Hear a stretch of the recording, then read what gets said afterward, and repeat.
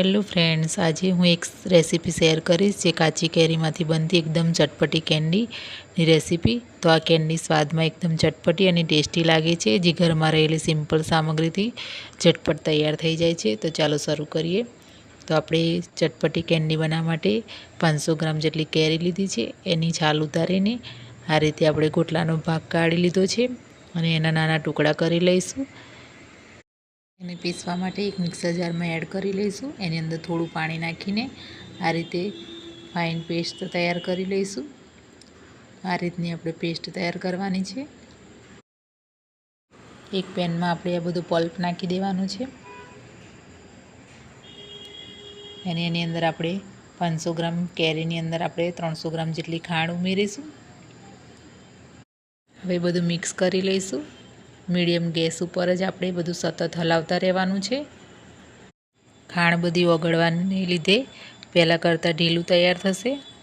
બધી ખાંડ બરાબર ઓગળી ગઈ છે અને તેને સતત હલાવતા રહીશું એકદમ ઘટ થાય ત્યાં સુધી. હવે એક મિક્સર જાર લઈ લઈશું. એની અંદર આપણે પુદીનો નાખી દઈશું અને એની આપણે પેસ્ટ તૈયાર કરવાની છે. આ રીતે પુદીનાની પેસ્ટ આપણે અંદર નાખી દઈશું અને બરાબર એને મિક્સ કરીશું અને 7-8 મિનિટ સુધી આપણે એને બરાબર એકદમ તૈયાર ફેરવતા જઈશું અને એકદમ ઘટ થાય ત્યાં સુધી આપણે ફેરવવાનું છે. હવે આપણે એની અંદર નાખીશું 1 ચમચી જેટલું સંચર પાવડર અને એની અંદર અડધી ચમચી જેટલો આપણે ચાટ મસાલો નાખીશું. એનાથી એકદમ ચટપટો સ્વાદ આવશે. બરાબર એને મિક્સ કરી લઈશું. તેને આપણે સતત હલાવતા રહીશું જ્યાં સુધી આપણે મિક્સર પેન છોડી ના દે ત્યાં સુધી આપણે એને સતત હલાવતા રહેવાનું છે. તો તમે જોઈ શકો છો એકદમ ઘટ હવે તૈયાર થઈ ગયું છે. આ રીતે આપણે તૈયાર કરવાનું છે. તો હવે આપણે ગેસ બંધ કરી દઈશું. હવે એક ડીશમાં આપણે ઘી લગાવી દઈશું.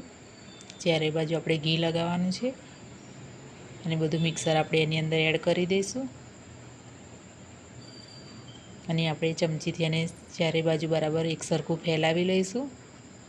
થોડી વાર આપણે એને ઠંડુ કરવા મૂકી દઈશું અને થોડું ઠંડુ થાય પછી આપણે એને 2-3 કલાક માટે આપણે તડકામાં મૂકી દેવાનું છે. ઢાંકીને આપણે મૂકી દઈશું. તો 2 કલાક થઈ ગયા છે ને મિક્સર એકદમ ડ્રાય તૈયાર થઈ ગયું છે.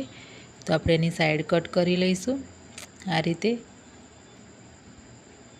અને આપણે એને નાના પીસીસ કરી લેવાના છે.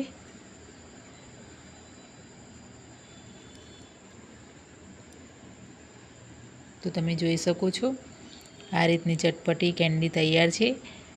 ઘરમાં નાનાથી મોટા લઈને બધાને ભાવે તેવી ચટપટી કેન્ડી તૈયાર છે. ઘરમાં રહેલી સામગ્રીથી જ ઝટપટ તૈયાર થઈ જતી આ કેન્ડી તમે એકવાર જરૂરથી ટ્રાય કરજો. મારા વિડીયોને લાઇક, શેર અને સબસ્ક્રાઈબ જરૂરથી કરજો. ફરી મળી એક નવી રેસીપી સાથે.